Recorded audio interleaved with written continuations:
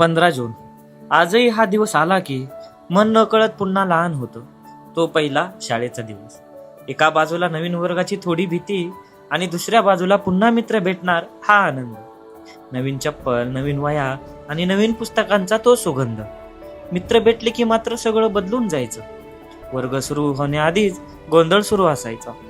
मग सुरू व्हायचा तो खडूचा आवाज, शांत बसा म्हणणारे शिक्षक आणि तरीही मागच्या बाकावर चालणाऱ्या खोड्या. चित्रकलेचा तास म्हणजे प्रत्येकासाठी आनंदाचा सणच. मैदानावरची ती धमाल तर वेगळीच असायची. आज सगळे आपापल्या आयुष्यात व्यस्त आहोत. पण 15 जून आला की मन पुन्हा त्या जुन्या बाकावर जाऊन बसतं, जिथे आयुष्य खूप सुंदर होतं.